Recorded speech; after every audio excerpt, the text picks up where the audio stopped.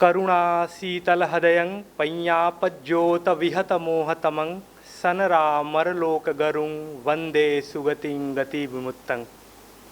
कोई भी अच्छा कार्य करने से पहले हम अपने इष्ट, अपने आराध्य को प्रणाम करते हैं, उनको स्मरण करते हैं। और आज हम बात ही कर रहे हैं सांची पर, तो बुद्ध को तो याद करना बहुत ही आवश्यक है यहाँ पे। सर्वप्रथम यह 7 दिवसीय जो एक व्याख्यान माला जो प्रारंभ किया गया है, उसमें आज अंतिम दिवस है। और अंतिम दिवस में मैं पुष्पिका का काम कर रहा हूँ। पुष्पिका कोलोफोन। कोलोफोन आप अगर जो मैनस्क्रिप्टोलॉजी आप लोगों ने पढ़ा होगा तो लास्ट में आज की तो समय ये स्थिति होगी कि किताब लिखने से पहले मैं अपने बारे में बहुत कुछ लिखूंगा। पहले ऐसे नहीं होता था। पहले ग्रंथों को लिख दिया जाता था और अंतिम के पेज में, जिसको कोलोफोन या पुष्पिका कहते हैं, उसमें थोड़ा सा वर्णन किया जाता था कि कौन है। तो आज पुष्पिका के रूप में मैं यहाँ पे उपस्थित हुआ हूँ आपके सामने। विषय मेरा जो है बहुत ही सरल है, तो मंच पे तो कोई है नहीं, इसलिए सबसे पहले मैं आदरणीय मैडम को, जिन्होंने इतना अच्छा आयोजन किया और 7 दिवसीय जो कार्यक्रम का आयोजन इनके द्वारा जो हुआ, विभिन्न प्रकार के पुष्पों को एक गुच्छ में सजाना, ये बहुत बड़ी बात है। तो बहुत बड़ा माली का काम मैडम ने किया है और सबको चुन चुन करके ये लेके आई, इसलिए मैडम के लिए एक। तदुपरांत मेरे छात्रगण और मेरे सहयोगी ओपी जी और हमारे मीडिया प्रेस रिपोर्टर खान साहब और 2 मेरे छोटे भाई। विषय बहुत ही सरल है, सांची। आप लोग इस नाम से पूर्व परिचित हैं। तो एक शब्द आया है तोरण और प्रतीक। प्रतीक सिंबल्स, और तोरण क्या है? That is a type of door, you know. आप समझ लीजिए कि एक द्वार। आज भी हम कहते हैं ना कि तोरण बना रहे हैं। जब शादी मंडप वगैरह का निर्माण करते हैं तो हम तोरण का निर्माण करते हैं। तो बंधुओं, मेरे मित्रों, जैसा कि आप जानते हैं कि बौद्ध धर्म में सबसे मुख्य 3 चीजें हैं: बुद्ध, धर्म और संघ। इन्हें त्रिशरण की संज्ञा दी गई है बौद्ध धर्म में। तो त्रिशरण में बुद्ध, जबकि ये बात हो रही है उस समय बुद्ध तो थे नहीं, धर्म उनका दिखाई दे रहा था और संघ भी दिख रहा था।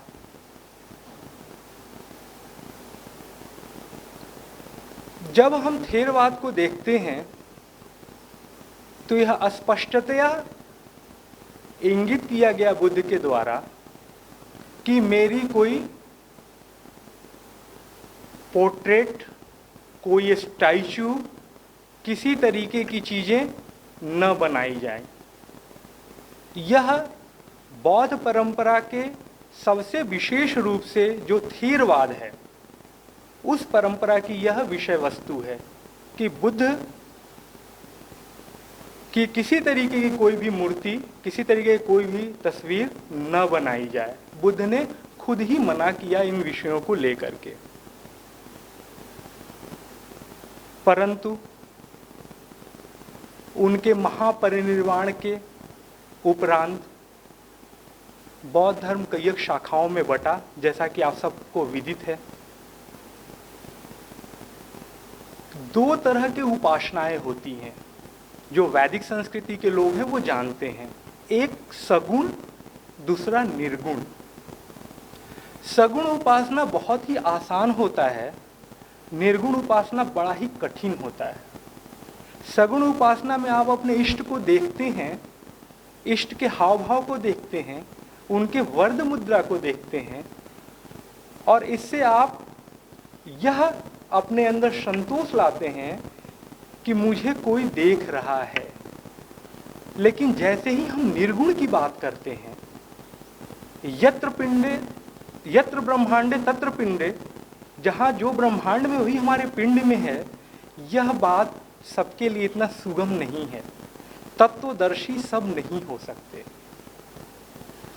तो बुद्ध के लिए क्या किया जाए?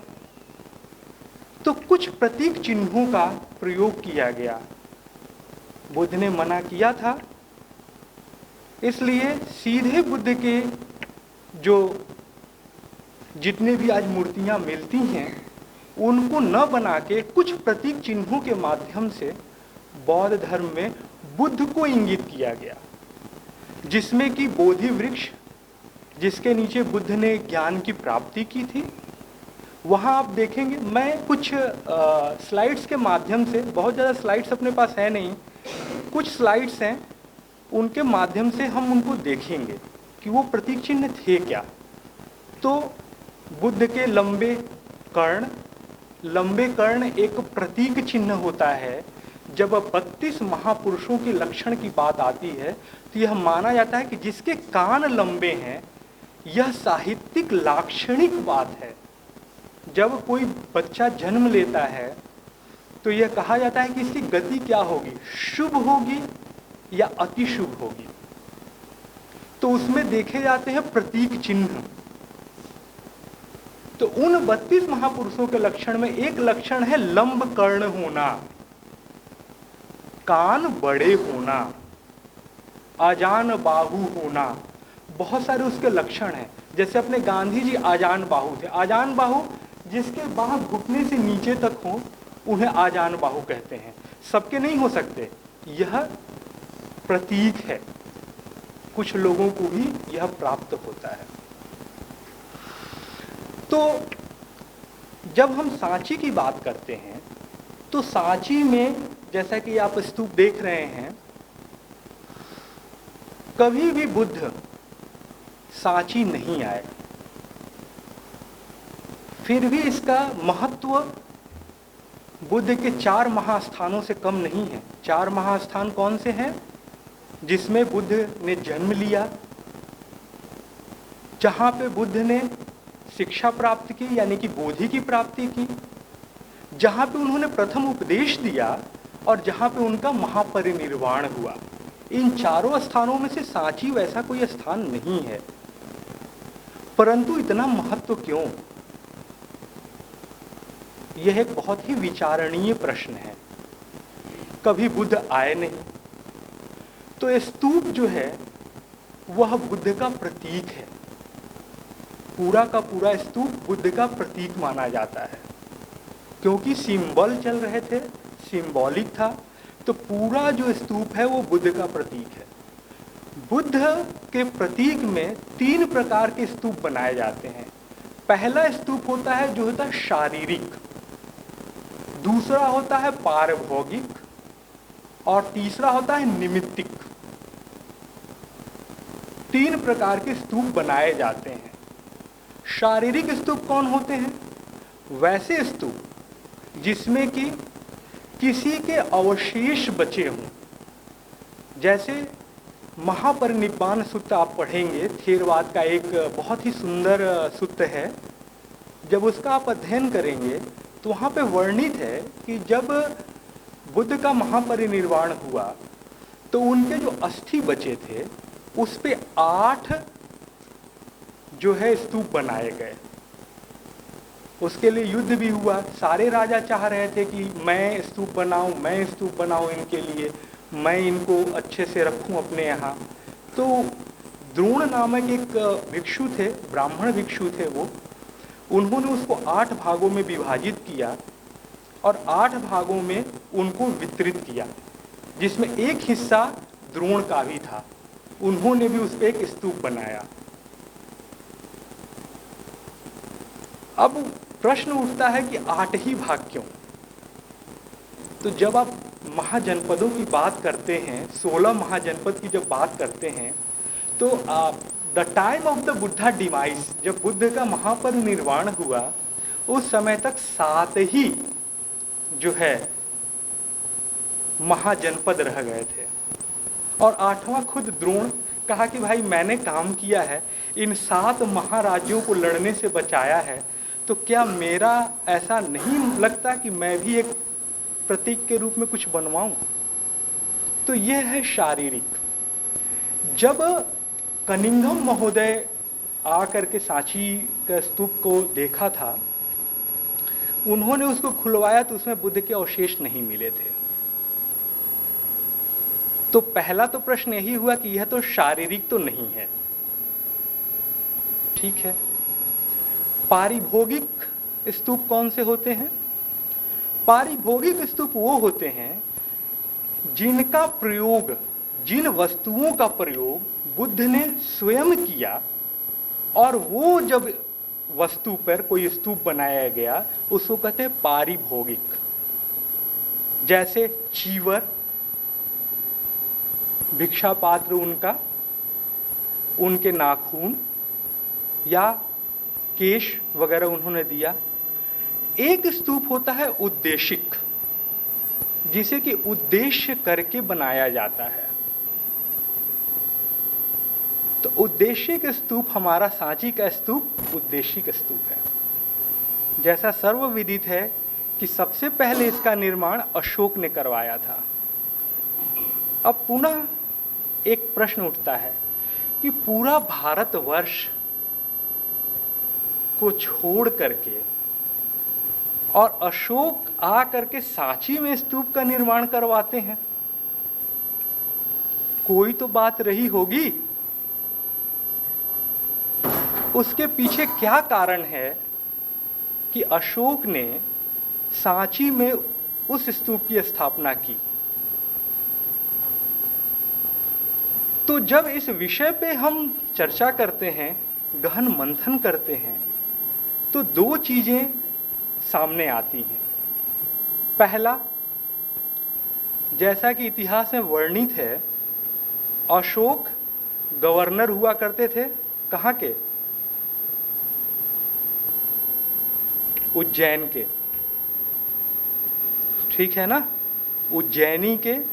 उन्होंने उसको विजित किया था। विजित किया था मतलब वहाँ पे बहुत सारे राजा अपने शुरू कर दिए थे सर उठाना, तो इनको भेजा गया था कि आप वहाँ जाइए, हमारा साम्राज्य खतरे में है। तो अशोक इसी पथ से होते हुए गए थे। एक तो बहुत बड़ा महत्व होता है उनका विजय का। जब वो विजय करके लौट रहे थे तो Vaidehi, the daughter of Vidisha, a merchant, उनकी पुत्री वैदेही से उन्होंने विवाह किया था। और वैदेही बौद्ध धर्म में बड़ा ही निपुण थी, उसकी गति थी। उसके आगे बढ़ते हैं। यह सांची का स्तूप, जो मैं 4 स्थान अभी आप लोगों को बताया है, उससे कम इसकी महत्ता नहीं है।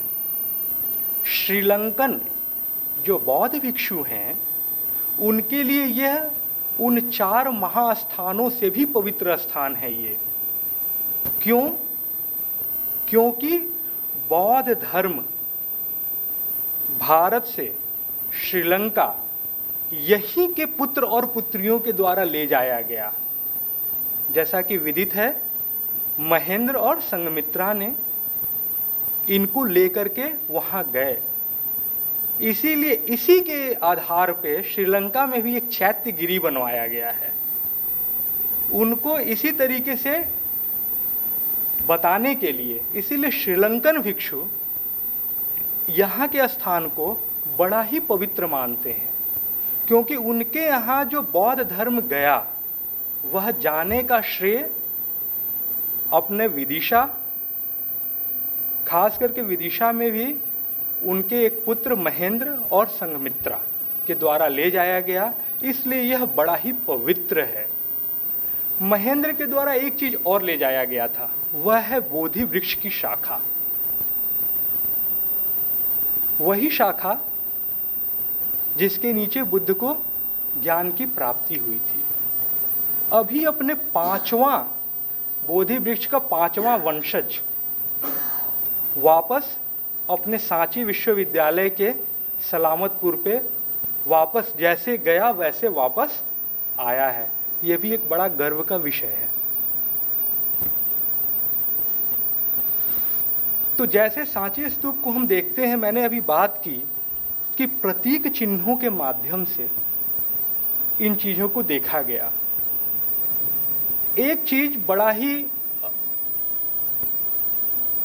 ये एक सच्चाई है कि बौद्ध धर्म को मानने वाले सबसे ज्यादा वणिक वर्ग रहे हैं।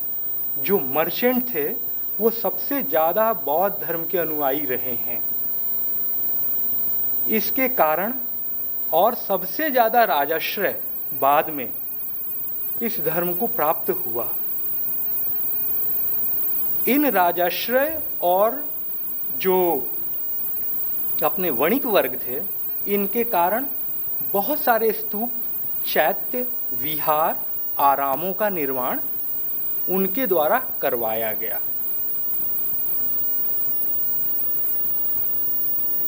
एक बहुत बात और महत्वपूर्ण है अपने इस सांची को लेकर के। तत्कालीन भारत, यानी कि जब 16 महाजनपद हुआ था, उस समय 2 रास्ते गुजरते थे। एक था उत्तरापथ और एक था दक्षिणापथ। ये भी बहुत ही महत्वपूर्ण है। जितने भी ट्रेड, यानी कि जितने भी व्यापार होते थे पूरे भारतवर्ष और भारतवर्ष से बाहर, वह इन्हीं 2 रूट से होकर के गुजरते थे। और उनका मीटिंग पॉइंट जो था वह अपना सांची था। तो बौद्ध धर्म स्वीकार करने के बाद राजा अशोक ने और अपनी पत्नी वैदेही को निर्देशित करते हुए उन्होंने सांची में स्तूप का निर्माण कराया। दूसरा यह भी एक प्रतीक है कि चूंकि यहीं से बौद्ध धर्म श्रीलंका और श्रीलंका से जुड़े हुए जितने भी राष्ट्र थे वहां पे बौद्ध धर्म गया, इस प्रतीकात्मकता को दिखाने के लिए भी सांची में बौद्ध स्तूप का निर्माण करवाया गया। तो ये 2 मेन फैक्टर्स होते हैं इन चीजों की। जब मैं पहली बार आया था विदिशा में, तो मैं बड़ा आश्चर्यचकित था कि ये विदिशा में इतने सारे धर्मशाला का क्या काम है।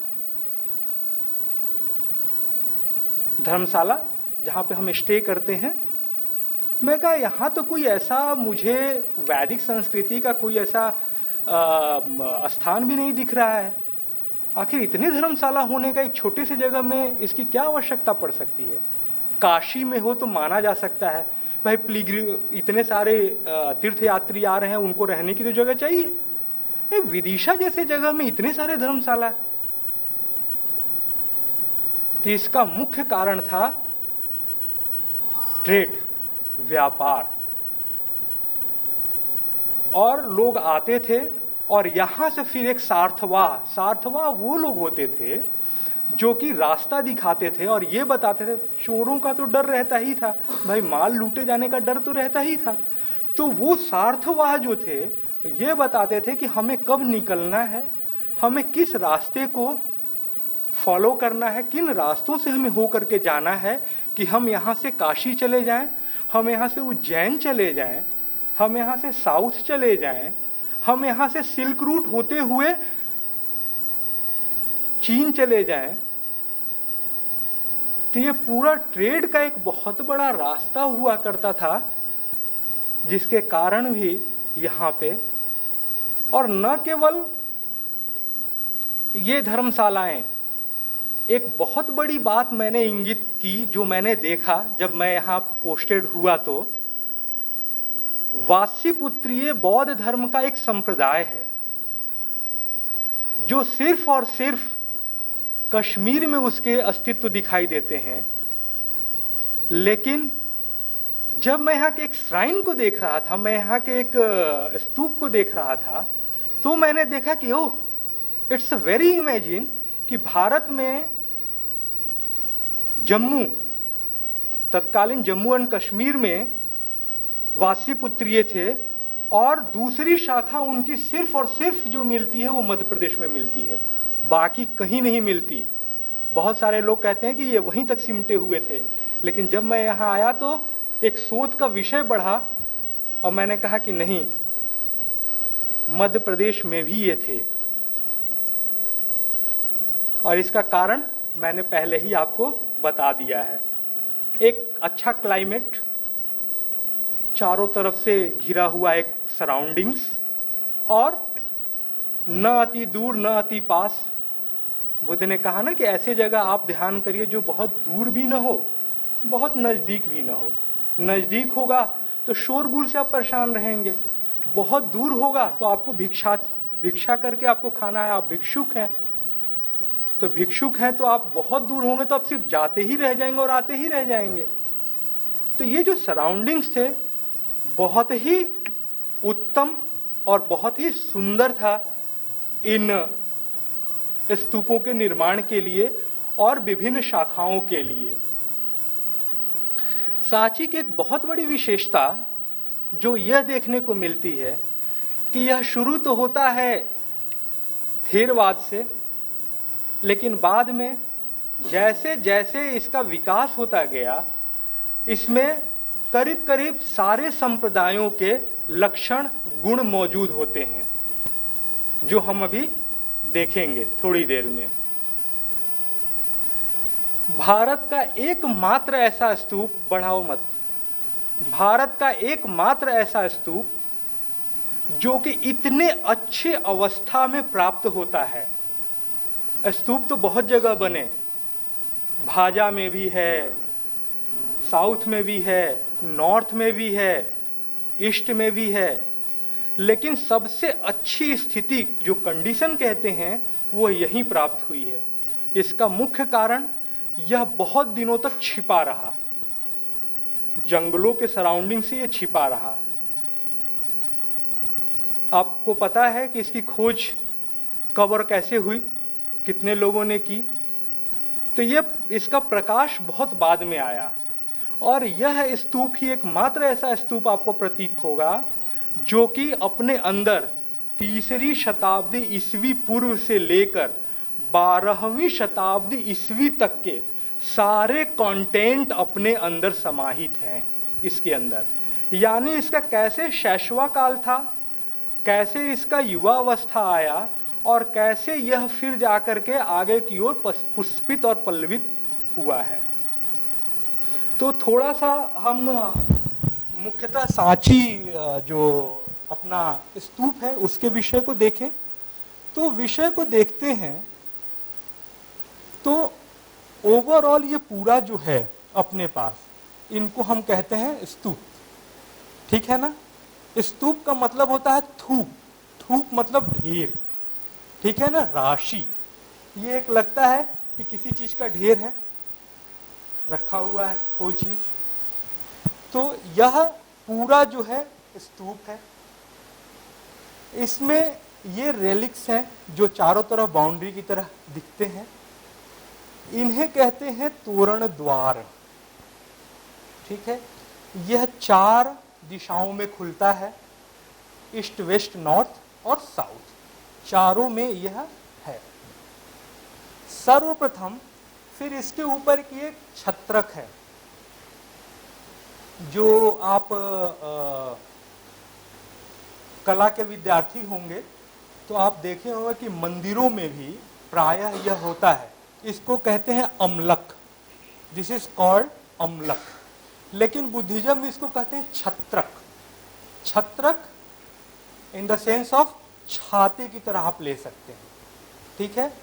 आगे हम प्रतीक चिन्हों में देखेंगे कि छत्रक का कितना ज़्यादा महत्व है।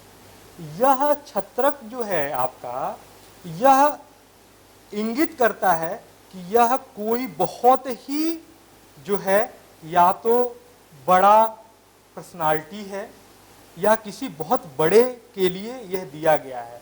आप देखते हैं ना कि छाता और कुछ चीजें ले करके बड़े लोग ही चलते हैं उनके पीछे पीछे, तो ये छत्रक इसके इसी के लिए ये दिया गया है। जो ये तोरण द्वार है, बड़ा इसकी खासियत एक है कि सबसे पहली इसकी नींव पड़ी 3री शताब्दी ईस्वी पूर्व में।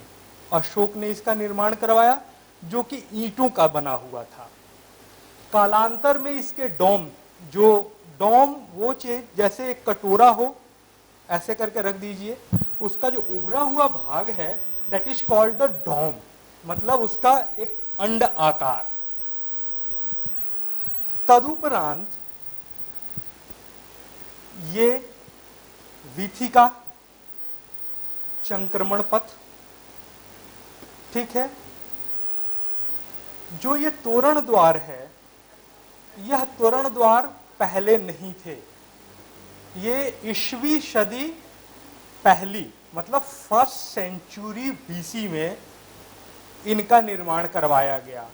और इनके निर्माण में बड़ा खासियत क्या है कि किसी राजा ने नहीं सहयोग दिया है, ठीक है।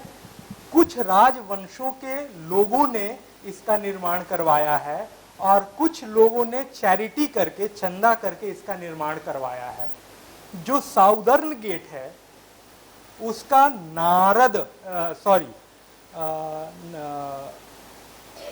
जो साउदर्न गेट अपने पास प्राप्त होता है, ये जो है उसका निर्माण जो है वह सबसे प्रिय शिष्य आनंद के नाम पे, आनंद नामक एक राज दरबारी जो कि एक डायनेस्टी के थे, उन्होंने इसका निर्माण करवाया था। ऐसे ही अलग अलग तोरण द्वारों का अलग अलग लोगों ने इसमें निर्माण करवाए हैं। तोरण द्वार की एक बहुत ही खासियत ये है कि इस पे जो ये अंकन हुआ है, ये बड़ा ही बारीक अंकन हुआ है। कभी भी आप स्टैचू देखेंगे, वो भी पत्थर के बने हुए स्टैचू, वो इतने छोटे में नहीं होते हैं। तो इनका निर्माण, इनको गढ़ा जो गया है वो आइवरी कोस्ट, जो हाथी के दांत होते हैं उन पे जो कलाकृतियां जो करते हैं, उन कर्मियों ने इनका निर्माण करवाया है। ये भी एक बहुत बड़ी चीज है कि हाथी का दांत बहुत ही मुलायम होता है, बहुत आराम से उस पे फिगर्स उकेरे जा सकते हैं। लेकिन एक पत्थर पे उन हाथी के दांत के काम को पत्थर पे उकेरना, ये एक बहुत ही श्रम साध्य कार्य है, इतना आसान नहीं होता है। लेकिन उनका इन लोगों ने निर्माण उसके थ्रू करवाया है। स्तूप में मुख्यतः तोरण द्वार होते हैं। सबसे लेटर ऑन फेज, सबसे बाद में जो तोरण द्वार जो इसमें डेवलपमेंट हुआ सांची में, वह था गुप्ता डायनेस्टी में, जो कि चारों द्वारों पे बुद्ध के, जो आज आप जाते हैं वहां देखते हैं तो बुद्ध के स्टैचू मिलते हैं वहां पे बैठे हुए बुद्ध। तो वो सबसे बाद का डेवलपमेंट है इस सांची स्तूप का। और वो चारों द्वारों पे 4 पिलर में एक कैनोपी, मतलब वहां भी एक क्या शेल्टर था जिसमें कि बुद्ध के स्टैचू रखे गए थे चारों द्वारों पे। अब वो शेल्टर प्राप्त नहीं होते, वो समाप्त हो गए हैं, लेकिन किसी किसी में खंभे आज भी प्राप्त होते हैं। उनका भी निर्माण एक साथ नहीं हुआ है। प्रत्येक मूर्ति, प्रत्येक पत्थर अपनी एक कहानी खुद कहता है। जब आप उन तोरण द्वारों से प्रवेश करते हैं तो कुछ में पीछे जो है, जो आभा मंडल कहते हैं, आप देखेंगे कि गॉड और गॉडेस के जो तस्वीर बनते हैं, पीछे एक वलय सा बना रहता है, उसको आभा मंडल कहते हैं, ठीक है। वह एक प्रतीक होता है कि यह इनमें एक शक्ति है, ठीक है, ये आम से ऊपर है, तो वह वलय है। तो आप देखेंगे कुछ में बड़ा ही सुंदर लता बल्लरियों का प्रयोग किया गया है और कुछ सिंपल बने हुए हैं। तो सिंपल वाले जो हैं, जिनमें पीछे जो नहीं बने हैं आवरण, वह सबसे प्राचीन मूर्तियां हैं वहां की। और जिनमें वल्लरियां बनी हुई हैं वह लेटर ऑन फेज के हैं। उसके बाद आप देखेंगे कि कुछ बुद्ध को दिखाने के लिए कुछ उड़ते हुए बंदर जो है माला लेकर के बुद्ध की ओर बढ़ रहे हैं। ये उसके बाद का लेटर ऑन फेज है, मतलब उसके बाद का भी ये प्रतीकात्मक चिन्ह है।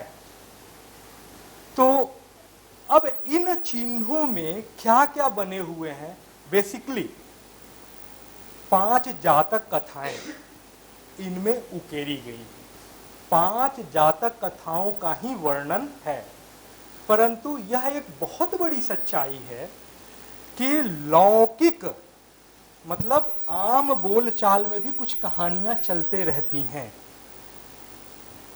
तो उन कहानियों का भी समावेश आपको सांची के तोरण द्वारों पे मिल जाएगा, जिनका कि जातक से संबंध नहीं है, उनको आप जातक में नहीं खोज सकते। और ये जातक कथाएं उकेरी क्यों गईं? कुछ और भी उकेरा जा सकता था। हर जगह बोधि वृक्ष ही बनाया जा सकता था। भाई प्रतीक के चिन्ह के रूप में बोधि वृक्ष है।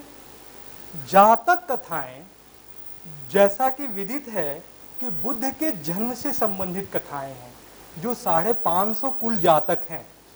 447 जातक हमें प्राप्त होते हैं, 3 जातक प्राप्त नहीं होते, लेकिन टेक्स्ट कहता है कि कुल जातकों की संख्या 550 थी। ठीक है, तो जातक बुद्ध के जन्मों से संबंधित है। ठीक, एक मनुष्य किस तरीके से अपने कर्मों के द्वारा एक कर्म करके अगला कर्म करते हुए वो कैसे मानव से महामानव बन रहा है, उसकी पूरी गाथा जो है इसमें बनाई जाती है। इसीलिए जातक कथाओं का इसमें इतना सुंदर वर्णन प्राप्त होता है। जातक कथाओं का तात्पर्य ही है कि बुद्ध ने 550 जन्म लिए और अपने पारमिताओं को पूर्ण किया। पारमिताएं क्या हैं? पारमिताएं वो धर्म हैं, जैसे कि आप दान करते हैं, शील करते हैं, शील वर्चु, सदाचार करते हैं, किसी के प्रति मैत्री करते हैं, सब धर्म तो यही सिखलाता है। लेकिन आप जब इनको करते हैं तो आपके पुण्य पारमी खुद बढ़ते हैं। पारमी का मतलब होता है जो आपको इस लोक से ऊपर के लोक में ले जाए, यानी कि मानव से जो महामानव बनाता है। थेरवाद बुद्ध को ईश्वर की उपाधि नहीं देता। थेरवाद हमेशा कहता है कि बुद्ध महामानव थे, यानी कि अति मानव। हम मानव हैं, मानव से ऊपर का एक स्वभाव जो महामानव कहलाता है। जब महायान धर्म का उदय हुआ, हालांकि चल तो साथ में ही रहा था, मैं इसका पुरजोर समर्थक हूं, तो तब बुद्ध जो है ईश्वर के रूप में वर्णित होना शुरू हो गए। और जैसे ही बुद्ध ईश्वर के रूप में वर्णित होने लगे, बुद्ध के तमाम पोर्ट्रेट, तमाम उनकी जो मूर्तियां बननी प्रारंभ हो गई। तो बुद्ध की प्रारंभिक मूर्ति जो है वह शुरू हुई कब? प्रथम शताब्दी ईस्वी से। और सबसे पहला बुद्ध मूर्ति जो गांधार कला का था, वो भी प्रभावित था अपोलो सूर्य से। अपोलो सूर्य से प्रभावित, गांधार में सूर्य को अपोलो कहते हैं, उनसे प्रभावित एक मूर्ति का निर्माण किया गया था। वह बुद्ध की पहली मूर्ति बनी थी अपने भारतवर्ष में। उसमें बुद्ध जो है लहराते हुए बुद्ध के केश हैं, बुद्ध को मूछें हैं, मांसल शरीर है और शरीर के साथ पूरे वस्त्र से ढके हुए हैं। बुद्ध के बगल में जो उनके पादुका रखे हुए हैं। तो these are the specific characteristics of the Gandhara art.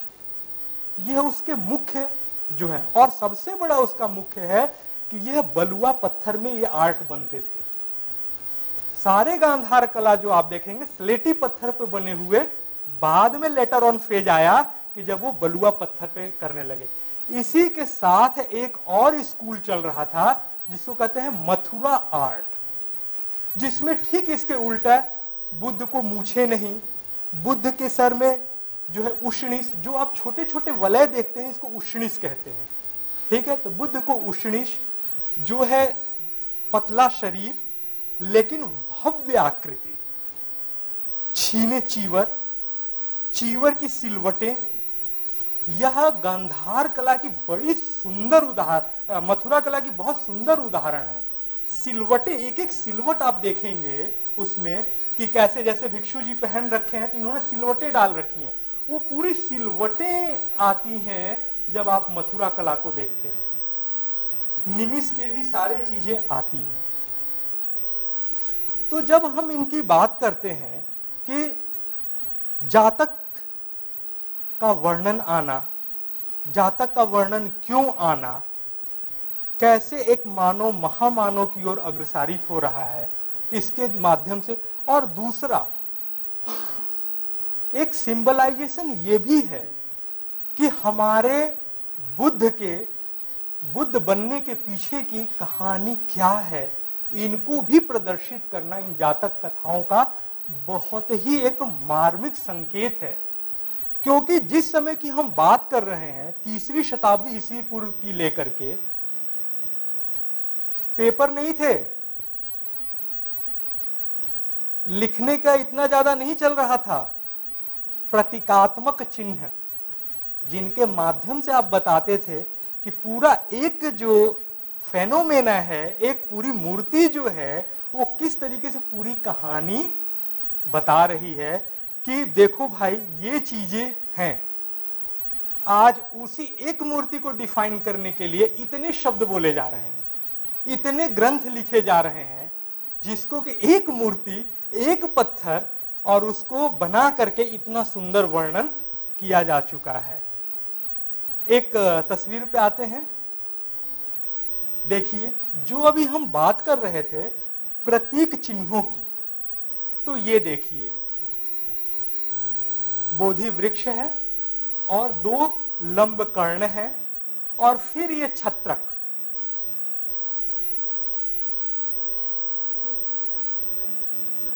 आगे नहीं बढ़ना मनीष, उसी पे बड़ा करो, ठीक है उतना भी ठीक है। तो यहां क्या है, प्रेजेंटली जब हम यहां बात करते हैं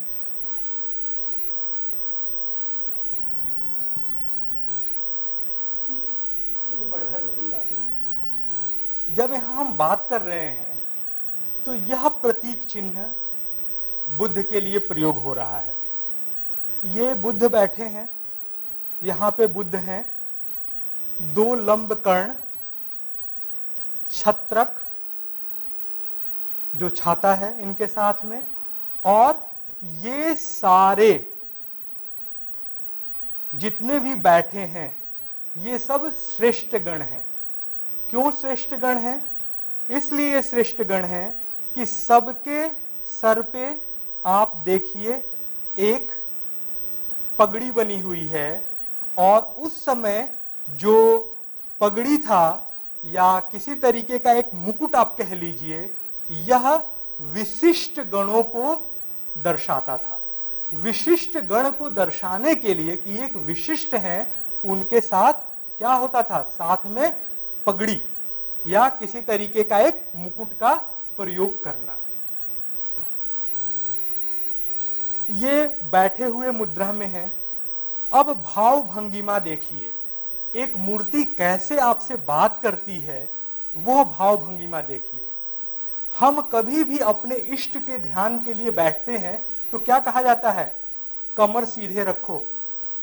यहां देखिए जितने लोग बैठे हैं किसी ने बो डाउन नहीं किया है, ऐसे करके नहीं बैठे, झुका नहीं है ये लोगों ने। तो ये सब जो है बुद्ध को ध्यान कर रहे हैं, अपने इष्ट को ध्यान कर रहे हैं, इसलिए ये सब के सब स्ट्रेट खड़े हैं, सीधे खड़े हैं, कोई भी सीधे बैठे हुए हैं। आज भी हम कहते हैं ना, ध्यान कर रहे हो, कमर सीधी, दूसरी एक चीज देखिए, सांची के सारे जो स्तूप पे, तोरण द्वारों पे जो पिक्चर्स बने हुए हैं, वह सांची के तत्कालीन समय के सांस्कृतिक, आर्थिक, राजनैतिक और सामाजिक सारे विशेषताओं को यह प्रदर्शित करता है। सांस्कृतिक, उस समय कैसी संस्कृति थी उसको यह बहुत अच्छे से इंगित करता है। सामाजिक स्थिति को बताता है, समाज कैसा था, समाज में किस तरीके के लोग थे, आर्थिक स्थिति क्या थी। अभी आर्थिक स्थिति भी देखेंगे कि कैसे एक मूर्ति अपने को बता रहा है कि मेरी आर्थिक स्थिति क्या रही होगी, उस समय का समाज क्या रहा होगा। अपने इष्ट को, आराध्य को कुछ अर्पित करने के लिए, अपना समर्पण भाव दिखाने के लिए, यहां देखिए माला लिए हुए दो यक्ष अपने इष्ट को, ये बड़ा नहीं हो पाएगा लेकिन इस पे ध्यान दीजिए कि यहाँ पे दो प्रतीक के रूप में माला लिए हुए यक्ष, जो यह बता रहे हैं कि ये जो चीज है, जिनके सामने इतने गणमान्य लोग बैठे हुए हैं, वह कोई सामान्य पुरुष या सामान्य आदमी यह कोई नहीं है, यह अवश्य ही महामानव है।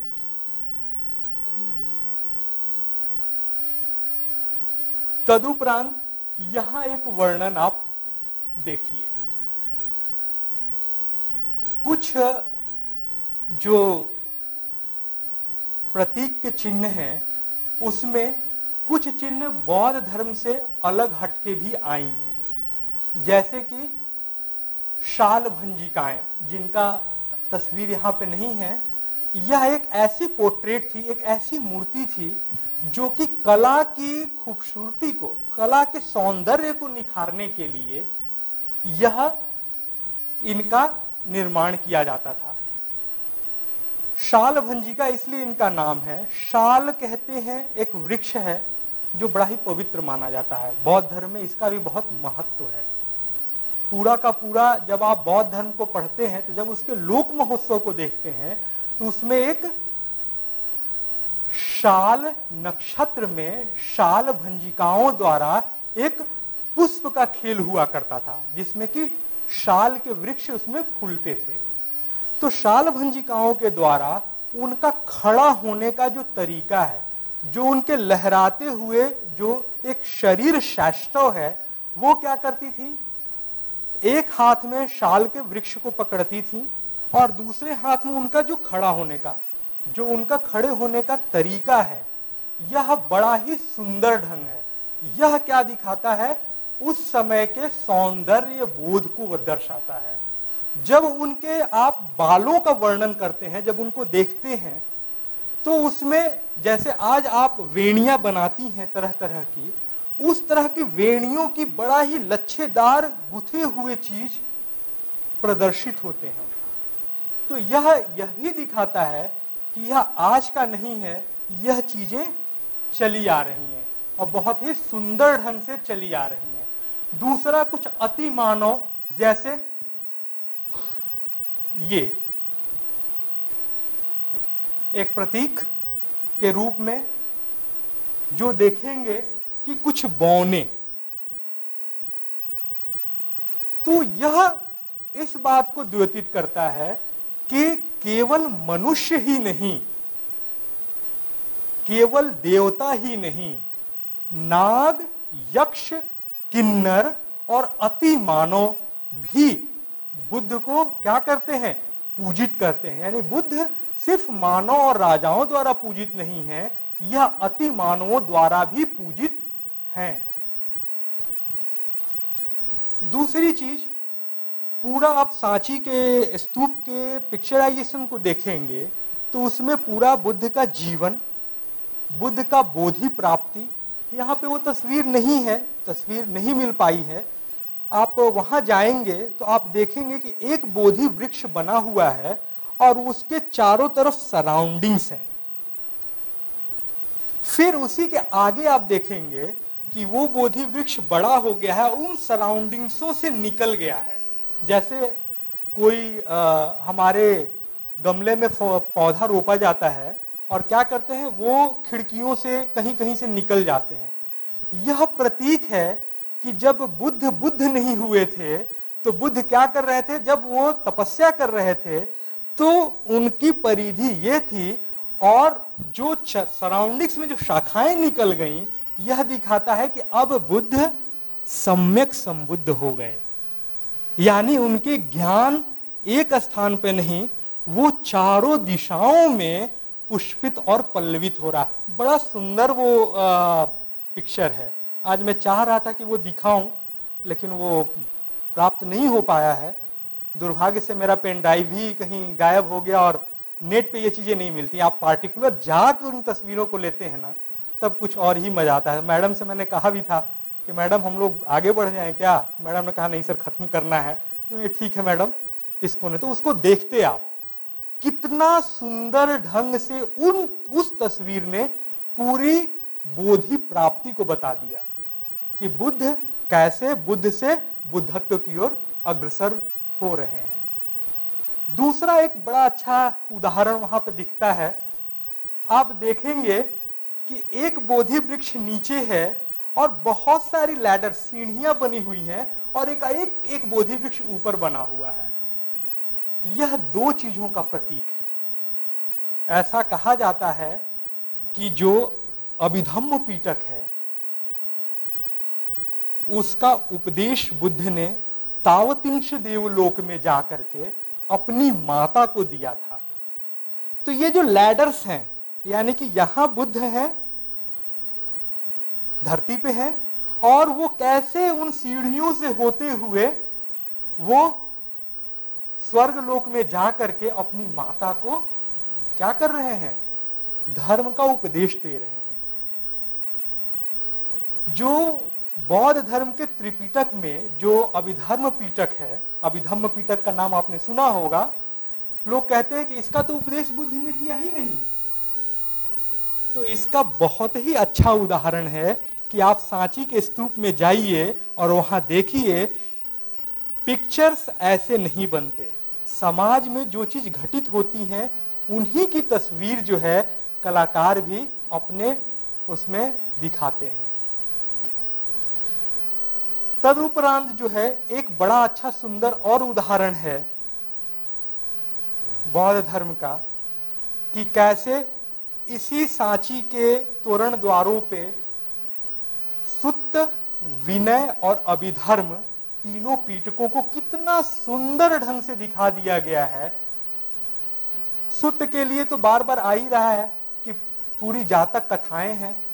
उसी में जो है एक बड़ा अच्छा है उरुवेला काश्यप, नदी काश्यप और जटा काश्यप की कहानी। जब बुद्ध बुद्धत्व की प्राप्ति किए थे, उनको प्राप्ति हुई थी, तो वो बोध गया जब गए तो 3 बहुत ही बड़े तापस लोग हुआ करते थे, जिसमें से कि एक गया काश्यप थे जो सबसे बड़े थे, उसके बाद थे जटा काश्यप, और उसके बाद थे नदी काश्यप, मतलब उरुवेला के नदी वाले। तो भाई वो भी कैसे बौद्ध संघ बढ़ रहा है, इसका एक बहुत ही सुंदर उदाहरण यह पिक्चर दिखाता है। बैठे हुए हैं, जब वो जमीन पे हैं तो गया काश्यप को वो बताते हैं। गया काश्यप कहते हैं बुद्ध और हमसे बड़े होंगे, ये नहीं हो सकता। तो कुछ रिचुअल्स करना चाह रहा है, उसमें बड़ा सुंदर अंकन है। वो रिचुअल्स करना चाह रहा है, अपना अग्नि पूजक था, आग का पूजा करता था, वो कोशिश कर रहा है, आग नहीं जल रही है, उसमें चित्र वर्णित है। फिर बुद्ध अपने चमत्कार से वो आग जल जाता है, तो वो उसका बन जाता है, बुद्ध के वो अनुयायी हो जाते हैं। फिर जटा काश्यप के पास जाते हैं, वो कहते हैं बुद्ध और हमसे बड़े नहीं हो सकता है। जब वो सिर मुड़वा करके और बाल नदी में बहा देता है, नदी में जब वो बाल बहते हैं, तब उसका भाई जो नदी काश्यप था वो देखता है, कहते ये तो मेरे भाई के बाल हैं, यानी मेरे भाई को भाई से बड़ा कोई एक गुरु मिल चुका है, तो इसका मतलब है कि मैं उनके पास मुझे जाना चाहिए। इस तरीके से 300 पूरे अनुयायी गया काश्यप के थे। उसके बाद 250 जो है वह जो है जटा काश्यप के थे, और नदी काश्यप के 200, 3, 2, 5, 2, 7, 750 भिक्षु एक बार में बना लेना छोटी बात नहीं होती है मित्रों।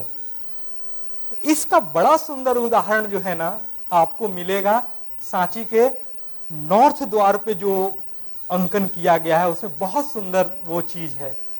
कभी फिर टाइम मिलेगा तो मैं उनकी तस्वीरों को ला करके एक बार हम करेंगे, क्योंकि वो चीजें मुझे मिल नहीं पाई हैं। तो लिटरली मैं ये चीजों को बता रहा हूँ कि कौन कौन से कहानी, आप जाइएगा तो अब इस दृष्टि से उन चीजों को देखिएगा। सिर्फ ये नहीं कि ये तो फोटो बने हुए हैं, कुछ लोग छोटे छोटे बैठे हैं, कुछ लोग बड़े बड़े बैठे हैं, इसका क्या अर्थ है? छोटे का सिंबल क्या है, बड़े का सिंबल क्या है? ये चीजों को आप उस तरीके से देखिए। सांस्कृतिक और कैसे जो है चीजें आपको अपना कर्तव्य का पालन करना है, यह महाकपि जातक में देखने को मिलता है। महाकपि जातक एक जातक कथा है जिसमें बुद्ध कपि के रूप में जन्म लिए हुए हैं। यहाँ पे उसकी भी कहानी नहीं है। बुद्ध जन्म लिए हुए हैं महाकपि के रूप में, और उन्हीं का भाई देवदत्त जो है वो भी कपि है। वो शुरू से उनसे ईर्ष्या कर रहा है। जब वो बुद्ध हो जाते हैं तब भी वो उनसे ईर्ष्या करता है। उसको लगता है ये कैसे बुद्ध हो गए, बुद्ध तो मैं भी बन सकता हूं, मैं क्यों नहीं बुद्ध, मुझे क्यों नहीं सत्कार प्राप्त हो रहा है। तो ये कहानी जो है कर्म की प्रधानता को दिखा रहा है।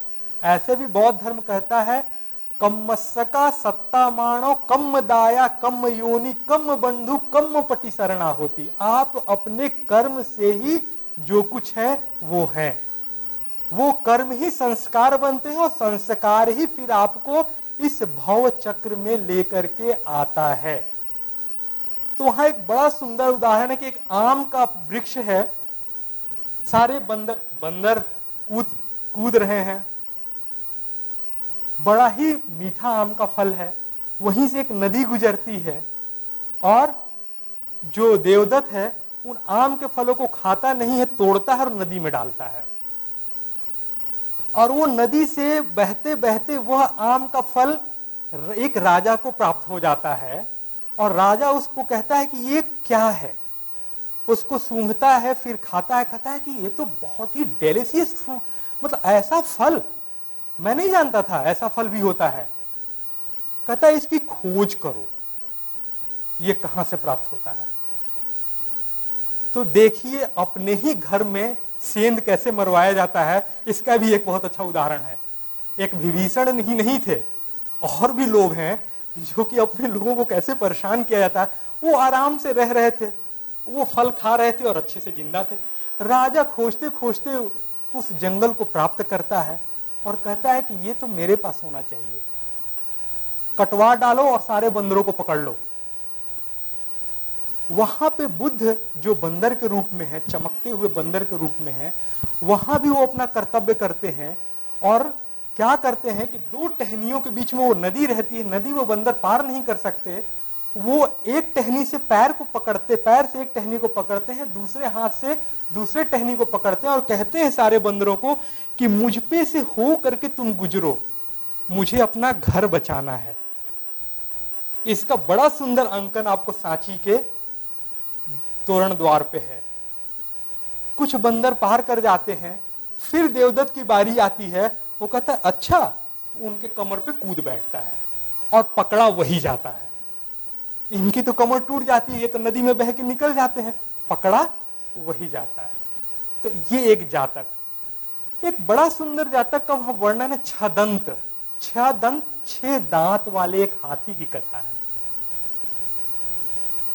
जो आपके कथा जो है 3-4 कारणों से ये प्रचलित हुई। एक तो रोचक, दूसरा इनमें बहुत सारी चीजें छिपी रहती हैं, जो विषय कंटेंट हम कहना चाहते हैं।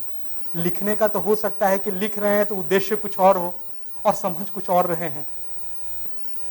इसमें बहुत सुंदर ढंग से, इसीलिए पंचतंत्र की भी रचना हुई, इसीलिए नीति जो ग्रंथ हैं उनकी भी रचना हुई। छोटी छोटी कहानियों के माध्यम से बहुत बड़े विषय को बता देना, यही इन कथाओं का सार है।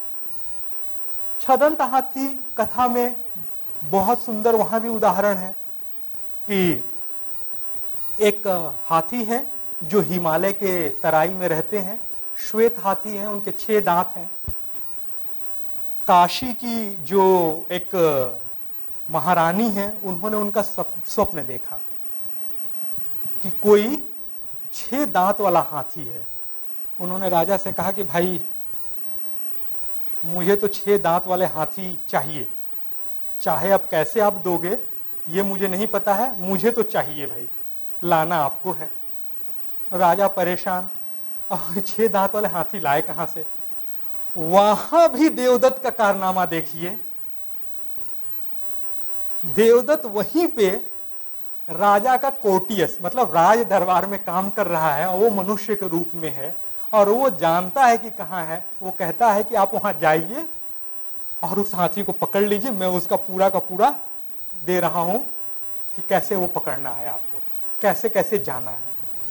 एक बहुत ही आश्चर्यजनक चीज है कि देवदत्त का कार्य हमेशा निकृष्ट रहा है, लेकिन देवदत्त हमेशा जब भी वो जन्म लिया है, बुद्ध से ऊंचे कुल में जन्म लिया है। यह देवदत्त के पूर्व जन्मों के संस्कार रहे हैं। बहुत बार बुद्ध जो हैं वह एक कभी मनुष्य के रूप में है, कभी जानवर के रूप में है, विभिन्न प्रकार के, लेकिन वो हमेशा उनसे उच्च कोटि के जानवर के रूप में है, उनसे एक स्टेज उसका ऊपर है। तो वो उसके कर्म विपाक थे। बौद्ध धर्म कहता है कि सारे कर्म विपाक जब तक नहीं समाप्त हो जाते, मैडम अगर टाइम हो जाएगा तो बता दीजिएगा, तो ये तो अनवरत कहानी चलती रहेंगी चीजें। तो जब तक पूरा कर्म विपाक समाप्त नहीं हो जाता, तब तक आपका बुरा नहीं हो सकता। अच्छे कर्म विपाक और बुरे कर्म विपाक दोनों को आपको इसी मर्त्यलोक में आकर के ग्रहण करना है और दोनों का फल आपको भोगना है। तो ये एक वहां पे उदाहरण है। यहां आइए, जैसे हम प्रतीकों की बात कर रहे थे, तो प्रतीक में मैंने क्या बताया था? बोधि वृक्ष मैंने बताई आपको, लंबे कान बताए, एक शेल्टर। शेल्टर एक ऐसा शेल्टर आपने देखा है, जैसे ये एक चीज, ये है ना, एक बीम है, तो इस बीम को इतना काट दीजिए, इतना काट दीजिए। तो इसके फिगर के माध्यम से भी बुद्ध को वहां दर्शाया गया है। बहुत जगह दिखाया गया कि बुद्ध आकाश मार्ग से आ रहे हैं, तो उस जगह इन शेल्टर्स को दिखाए गए हैं। शेल्टर्स का यहाँ उदाहरण नहीं है यहाँ पे, चूंकि यह एक राजप्रसाद है। राजप्रसाद में देखिए कला की कितनी बारीक और सुंदर कलाकृति यहाँ की गई है। जो हम रोशनदान की बात करते हैं, जो झरोखों की बात करते हैं, वो देखिए सांची के स्तूप में कितने सुंदर ढंग से यहाँ अंकित हैं। अलंकार के रूप में आप देखिए तिरछी लाइनों का प्रयोग किया गया है, यहाँ पे होल्स बनाए गए हैं। फिर ये देखिए छज्जे के रूप में किस तरीके से एक एक ऐसा लग रहा है कि एक एक पिलर में एक एक वेस्टिनिया प्रवेश करके ये चीजें बनाई गई हैं। तो ये एक राजप्रसाद है। अब इसको हम कैसे जानेंगे कि एक राजप्रसाद है? तो राजप्रसाद को जानने के लिए इसका वैभव देखिए, और वैभव के साथ क्या देखिए? 2 छत्र।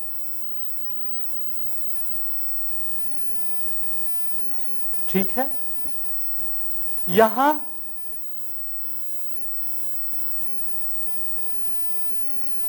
जो ये गोल अंड दिख रहा है, ये बुद्ध है।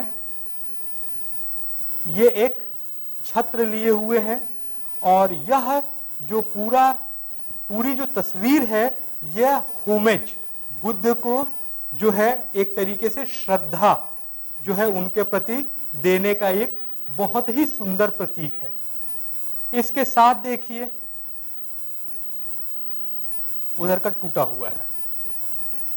यानी इसको किस प्रकार अलंकारित करना है, अलंकृत और ये बने, इसके लिए छोटे छोटे स्ट्रोक से लता वल्लरियां बनाई गई हैं। देखने में ये लता वल्लरियां हैं, साधारण है, इनका प्रतीक के चिन्ह के रूप में क्यों प्रयोग होता था? कुछ और भी तो बन सकता था। ये लता वल्लरियां आपके कर्म और पुरुषार्थ को दिखाती हैं कि कैसे आप इनसे एक दूसरे से जुड़े हुए हैं। यानी कि 24 आवर्स आप कैसे इस संसार से जुड़े हुए हैं और कैसे आप अपने आप को अभिव्यक्त कर रहे हैं, आप कैसे जीवित हैं और कैसे आप कार्य कर रहे हैं। इसीलिए हमेशा देखेंगे एक दूसरे से जुड़ी हुई एक सिद्ध में। थोड़ा इसको नीचे करना पड़ती, ये फिगर आएगा। हाँ, यहां देखिए राजा अपनी रानियों के साथ जा रहे हैं। अब ये राजा है, कैसे हम जानेंगे कि ये राजा ही है? हम तो कह सकते हैं। तो मैंने कहा कि छत्र का बहुत महत्व है। छत्र लेकर के सबके साथ कोई नहीं जाता, आम आदमी के साथ कोई छत्र के साथ नहीं जाता था। तो ये राजा अपने उनके साथ जा रहे हैं। चूंकि जातक की कोई कहानी यहाँ पे है नहीं, इसलिए मैं उनको आपको दिखा नहीं पा रहा हूँ। नेक्स्ट, और कोई है क्या पिक्चर? बताओ, दिखाओ। ये जो मैं अपने जो व्याख्यान था उसके पहले ही मैंने वर्णन की थी इन चीजों की।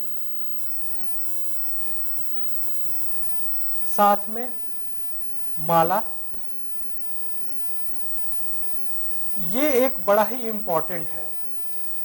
यह पार्टिकुलर पिक्चर जो है, यह अशोक द्वारा भगवान बुद्ध का जहां पे जन्म हुआ था, कहां हुआ था? बोलो भाई।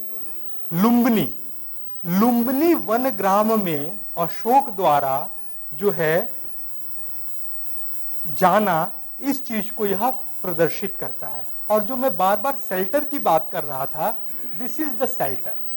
कहीं कहीं आपको बोधि वृक्ष नहीं मिलेगा, सिर्फ शेल्टर मिलेगा। जैसे आप महाकपि जातक की जो मैंने बात की थी, तो वो दिखाता है कि कैसे वो बुद्धत्व की ओर अग्रसर हो रहे हैं।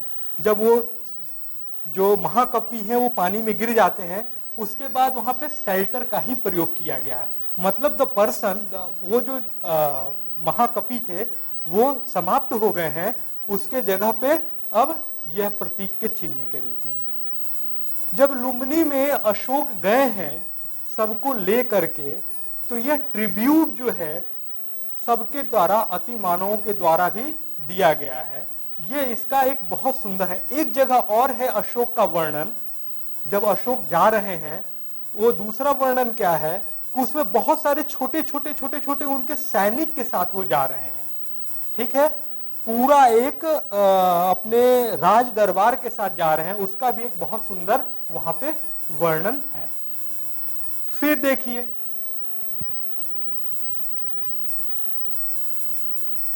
ये देखिए, जब आप धोती पहनते हैं या कोई उस तरीके की चीजें लेते हैं, ये देखिए कितने छोटे छोटे स्ट्रोक बारीक जो है, उससे ये इसके सिलवटों को ये दर्शा रहा है कि ये इस तरीके के कपड़े पहने हुए हैं।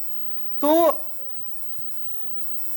ये देखिए, पैरों में पाजेब, आज भी हम पहनते हैं ना पैरों में वो सारी चीजें।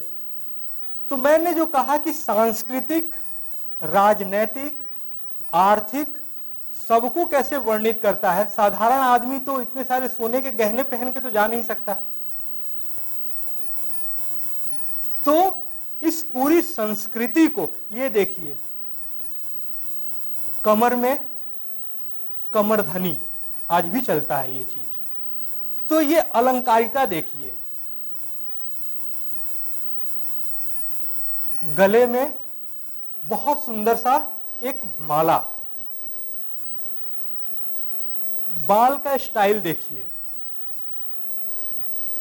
पिक्चरों में, मतलब 70s के पिक्चरों में एक पफ बनता था, जो वो ऐसे करके बनाती थी ना हीरोइनें, उसका एक बहुत सुंदर उदाहरण आप देखिए, पफ बना करके और उसका अलंकरण देखिए। तो ये सामाजिक, आर्थिक, राजनैतिक सारी चीजों को यह प्रदर्शित करता है। अब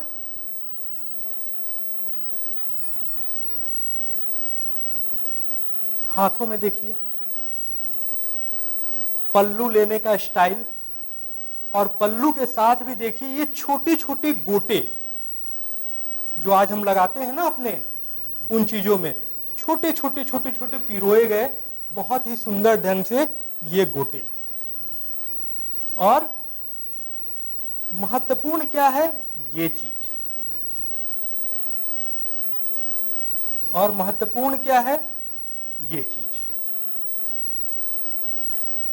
कि बुद्ध को देने के लिए राजा से, हाँ एक और महत्वपूर्ण चीज है, यहां देखिए छत्र डुलाते हैं ना हम अपने इष्ट को। आप गुरुद्वारा में गए होंगे कभी तो आपने देखा होगा, उसको चवर कहते हैं।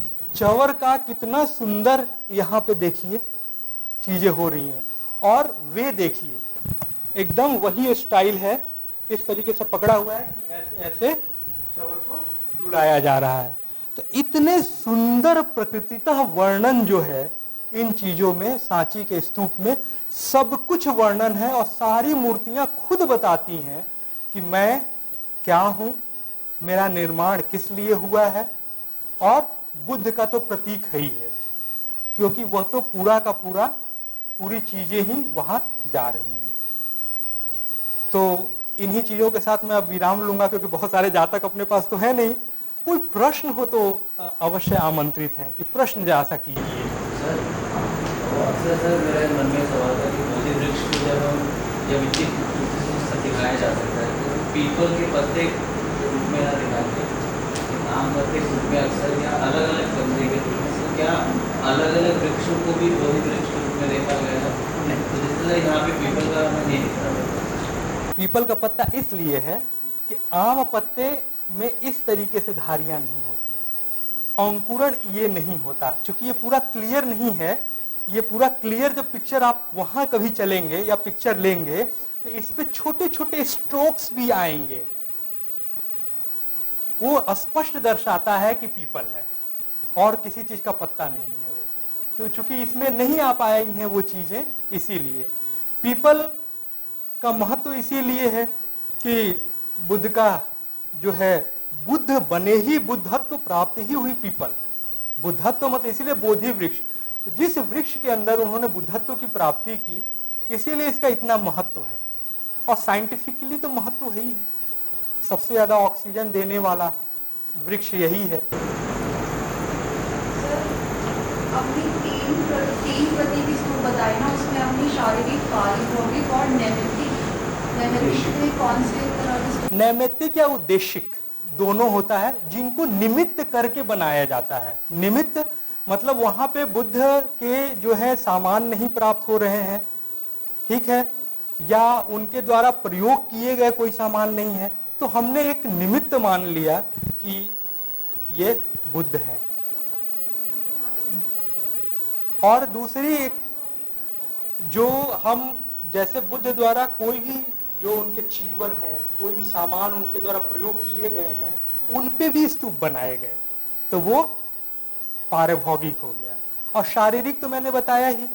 एक और बहुत अच्छा चीज जो है आपको जानना चाहिए कि जैसे मैंने बात की थी कि 8 स्तूप बने, लेकिन जब अशोक जब राजा हुए और बौद्ध धर्म में वो दीक्षित हुए, तब उन्होंने कुल 84,000 स्तूपों का निर्माण करवाया था।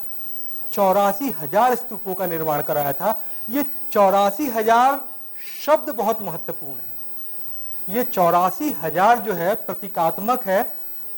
ऐसा कहा जाता है, ऐसा मैं देखते हैं कि जो पूरा बुद्ध वचन है वह 84,000 धर्म स्कंदों में बटा हुआ है, जिसमें से कि 82,000 बुद्ध द्वारा डिलीवर्ड किए गए हैं उपदेश, और 2,000 बुद्ध ने अनुमोदन दिया। अनुमोदन मतलब उन्होंने स्वीकार किया कि हाँ ये बुद्ध वचन है। उसमें बहुत सारे सूत्र हैं, जैसे मधुपिंडिक सूत्र हैं, उसमें और भी सूत्र हैं। तो 2000 सूत्र जो है उन्होंने नहीं कहा, उनके अग्र श्रावकों ने कहा, लेकिन बुद्ध द्वारा वो अनुमोदित है, मतलब बुद्ध ने उनको कहा कि ये भी बुद्ध वचन है। तो कुल 84,000 सूत्र उपदेश। और कुछ? बहुत जल्दी मैंने निपटा दिया क्या मैडम? हाँ हाँ 24 मिनट ज़्यादा हो गया। हाँ बताइए। हो जाएगा मैडम। तो हाँ सवाल ये था सर, जैसे आपने स्कूल के बारे में जब बताया कि चारों तरफ से जो दरवाजे हैं नॉर्थ साउथ डायरेक्शन, फिर एक सर्कुलर फॉर्म है, और इसके अलावा भी वहाँ पे सिम्बॉलिज्म में भी जगह जगह तो एक तरह से लगता है कि ये मंडल का एक आर्किटेक्चर के फॉर्म इसको लीड करते हैं। तो महायान का जो प्रभाव था या वो सब इसके ये उससे किस तरह जुड़ता है? मैंने अपने व्याख्यान में पहले ही बताया कि एक मात्र ऐसा स्तूप जिसमें आपको 3री शताब्दी ईस्वी पूर्व से लेकर 12वीं शताब्दी ईस्वी तक के सारे कंटेंट मिलते हैं, तो ये एक बहुत बड़ी चीज है। दूसरी चीज जो है, इसको इस रूप में भी आप देखिए, हम मंदिर में जाते हैं, ठीक है, आप क्या देखते हो, ये भी एक प्रतीक है, ये एक आर्ट है। क्यों वो चीज बनाए जाते हैं? मंदिर में जैसे ही आप प्रवेश करते हैं, मंदिर के दोनों तरफ एक मकर पे एक लेडी घड़ा लेकर के और एक कछुए पे लेडी घड़ा लेके खड़ी रहती हैं। वो प्रतीक है, वो गंगा और जमुना का प्रतीक है। प्रतीक सिंबल से ही पूरा ये जो अपना जो क्या कहते हैं, जो ये पूरा लोक कला है, ये प्रतीक है। तो उसमें क्या है कि भाई आपकी सारी जो अशुचि है, मतलब जो गंदगी है, वो यहीं छोड़ दीजिए और प्रतीक रूप से आप गर्भगृह में प्रवेश करिए। एक बड़ी और खासियत है, गर्भगृह में कभी अलंकरण नहीं मिलता, गर्भगृह एकदम सिंपल होता है। इसके पीछे भी एक कारण है कि आपके जितने भी ऊहापोह, सांसारिकता, क्लेश, दोष, मोह सब त्यागिए और अंत में जाकर के पायस पवित्रता को देखिए। इसीलिए सांची का जैसा स्तूप दिखाना, एक बार फिर से प्रतीक, पूरा स्टैचू बना दिखाना। इसीलिए आप देखेंगे कि सारा अलंकरण जो है आपको यही मिल रहा है, कुछ इन वेस्टिनियों पे मिलेगा, लेकिन जैसे ही आप अंदर प्रवेश करते हैं, जो मुख्य बुद्ध का प्रतीक है, भाई बुद्ध के उष्णीज भी तो ऐसे ही होते थे, जो मुख्य बुद्ध का प्रतीक है उस पे कोई अलंकरण नहीं, कोई चित्रण नहीं है, केवल एक जगह प्राप्त होता है, केवल एक जगह, और वो भी प्रतीक नहीं है, एक बहुत बड़ा सा माला जो पहनते हैं ना हम, एक बहुत सुंदर सा माला केवल बना हुआ है भरहुत में, और आपको कहीं नहीं मिलेगा। तो ये यही चीज है कि सारी चीजों को आप संसारिकता, लोभ, दोष को देख लीजिए। ये कर्म विपाक है, अच्छे कर्म करेंगे तो किस तरीके से मानव महामानव बनता है, और लास्ट में कहाँ प्रवेश करता है? लास्ट में प्रवेश करता है जहां पे कुछ नहीं है, सब्बं अनिच्चन,